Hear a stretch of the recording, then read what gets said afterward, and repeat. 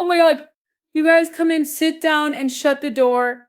Fat Joe has just been accused of Diddy like crimes, and baby, this one is a doozy. What is going on? Remember, we said that Diddy was going to set the level, and if the prosecution can put him away, there's going to be so many other people to fall, baby. Next up on the roster is Fat Joe Terror Squad. Y'all, let me run this down really quick for you because this breakdown is ridiculous. Okay, listen, here's everything that's in play. I had to take notes. There's so much. Let me run it down. Then we're going to go on live and read the lawsuit. The main laws at play, RICO. They are trying to get him on a RICO Act TVPA, Tracking Victims Protection Act, federal wire and mail fraud, and unjust enrichment fraud, intentional infliction of emotional distress. Baby, let's get into this, all right? So the Present, plaintiff is and no Terrence longer Dixon. has a Again, voice who we're will gonna go pursue in justice deeper, for but her we gotta talk about accusation. this. The plaintiff is Terrence As of the Dixon. Aiken He against served Diddy, as Fat no Joe's expansion hype of the man, writer, investigation, vocalist, tour no manager, isolation and orders, bodyguard from no equipment 2005 access, to 22. no He claims suspension he of was attorney never properly communication. credited or paid, despite contributing to multiple hits and international tours. And when I said that, I said, okay, so this sounds like standard fodder. And I have been hearing whispers about what was going on in Terror Squad. But get this, he also alleges psychological abuse, financial theft, smell of coercion, and violent intimidation. Who are the defendants? All right, they're saying Fat Joe Joseph Cardina is the ringleader pistol.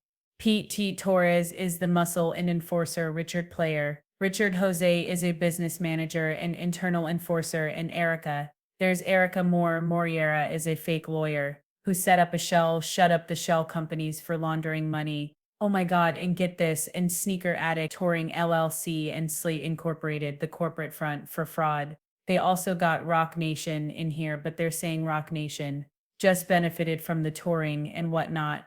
The main RICO is Fat Joe. Okay, so here's the allegations. I'm picked. Labor and song fet. So Terrence claims that he co-wrote, performed 20 or more songs, We All the Way Up, Congratulations, Ice Cream, etc. He was allegedly promised 15% of all earnings and credit, but he received nothing instead. He got ghost contracts and a forged split sheets were submitted to BMI, ASCAP, cutting them out. I think that's the record, people. Hold on. Y'all, I know we're starting slow, but it's about to get crazy. Money laundering and tax fraud.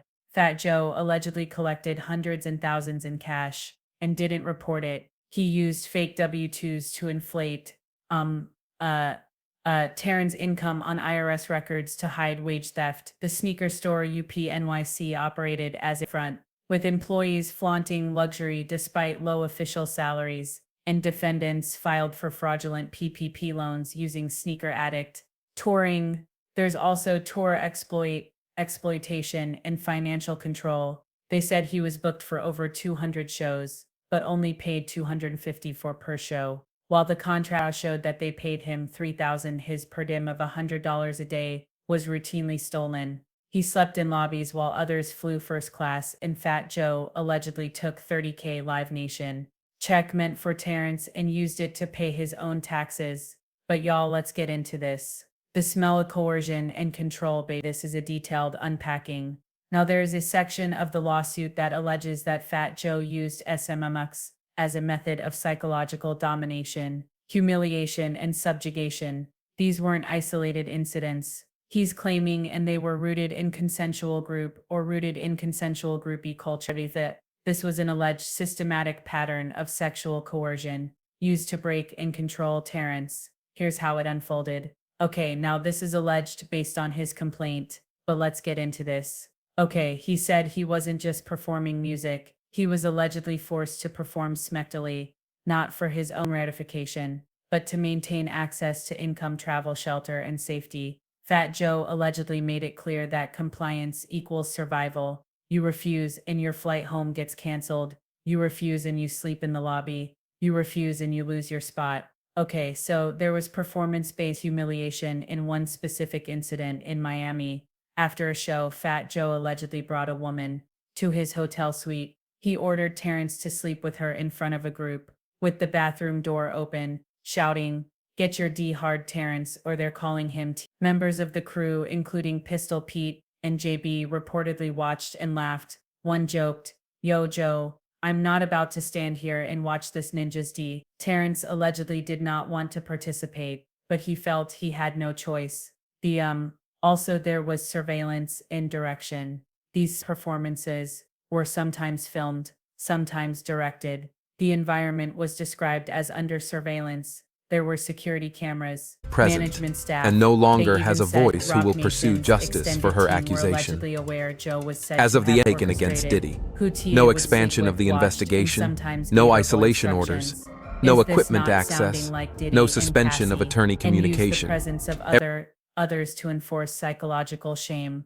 Now he did say there was retaliation for refusal on at least one occasion. Terrence refused to comply with the coercive act in response. Fat Joe canceled his flight, him stranded overseas and cut off access to money or shelter, making him fully dependent on Joe's approval to survive. And there was also creepy language of ownership. He alleges that Joe made it clear that his bodies and his actions were not his own. The expectation was be spectrally available. Command never say no or you're out. And this wasn't about pleasure, it was about enforcing loyalty through humiliation.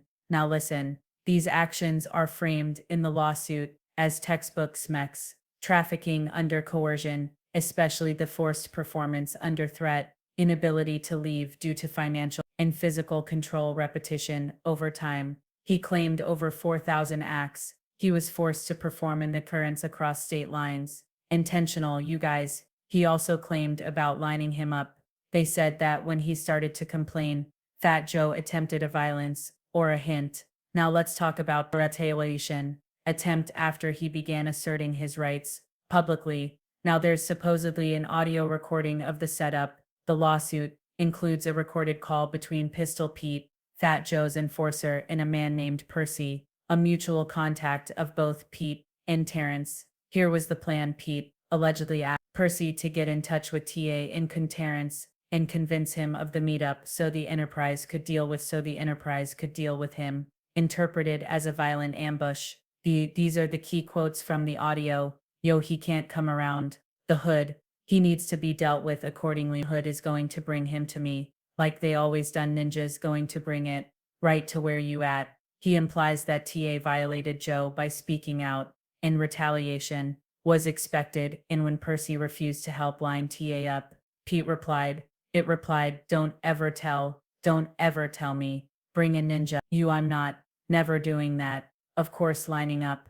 I don't know. I guess that speak for putting a hit out on someone. So was there a real attempt? Well, from the lawsuit, there was no actual attack occurred. This recording clearly outlines an active conspiracy that set him up for a potential assault. Even worse, the threats were specific, they were targeted, and they were made by someone, Pete, with a known history of that's his enforcer of carrying out Joe's violent orders. This lawsuit doesn't just talk about verbal abuse but a predicate act under RICO and witness tampering statutes. You guys, what is going on over in Terror Squad? You guys, what is going on?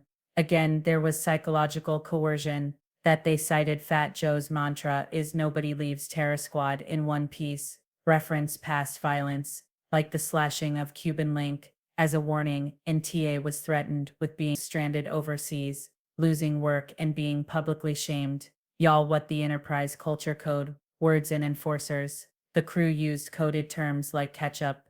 That meant slashing Mandan. That meant main tin. What is that? That meant people cow pie. That meant slap. And Corbin meant put in a casket. Violent enforcers like Pistol Pete and Rich Player were used in these recorded conversations, and the culture functioned like a criminal hierarchy with orders, punishment, and obedience. You guys, what is going on again? This is the most shocking thing.